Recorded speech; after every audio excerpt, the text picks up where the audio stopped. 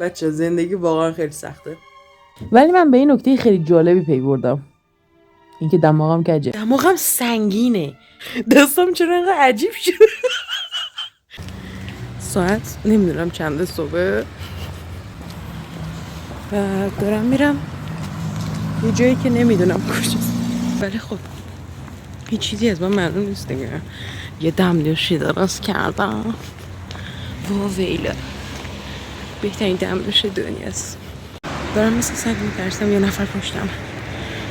یه سری درختا رو دارم آدم میبینم. من اومدم راجع به این صحبت بکنم که وقتی شما تحت شرایطی هستید که یه عده آدم، خیلی کثیری از آدم میان و اصرار میکنن که شما حتما باید جوراب بپوشید، ولی شما هیچ علاقه‌ای به جوراب پوشیدن ندارید، اما انقدر تعدادشون زیاده که شما نمیتونید در برابرشون ایستادگی بکنید و مخالفت بکنید.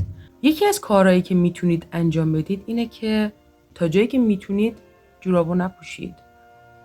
میتونید مشما پاتون کنید، میتونید کارتون پاتون کنید، میتونید به هر روشی که ممکنه اعتراض بکنید. میتونید این ظلم و استبداد جوراب پوشی رو به تمسخر بگیرید. میتونید از هنرتون استفاده بکنید برای اعتراض.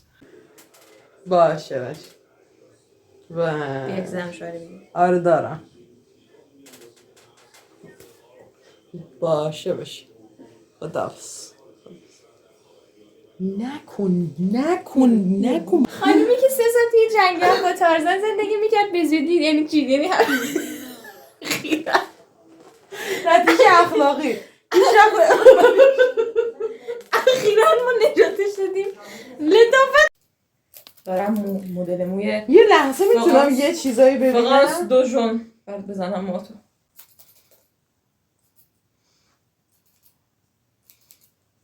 اگه تیکشو ببرم میزم تو سرت. این ماستم نمیبره بابا بیا. نه بده من همینقدر که زدی ببینم چقدر. بیا انجلو نه ببین جلو. از کجا زدی؟ اینجا برو گم شو، من اینجا حسش نه خب باشه بیا از همونجا. ببین موهای من بدبختی ببین بذار بگم اونجا که اینجا خیلی زیاد میتونی از اینجا یه ذره بزنی. بیا اول فاز زیاد باشه بزنی. بیا. من آدم صحنم میدونی داری زیاد میزنی. ای بابا کم یه ذره خیلی کم. اینقدر آشغاله. نکنه تو هم بیشتر خواستی بزنی همون خیلی نجاست وجودش گرفته. لازم نیست در برابر آدمای احمقی که اصرار دارن شما حتما جوراب بپوشید مقابله بکنید. حقیقتا اونا هیچ منطقی برای جوراب پوشیدن شما ندارن، برای همین طبیعیه که نتونید با هیچ دلیل و مدرکی بهشون بفهمونید که دارن اشتباه میکنن.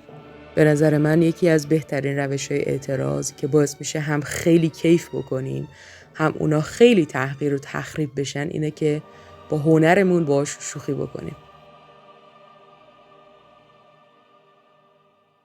بچه نقطه تموم شدن دریای خزر اینجاست، با گل تموم میشه.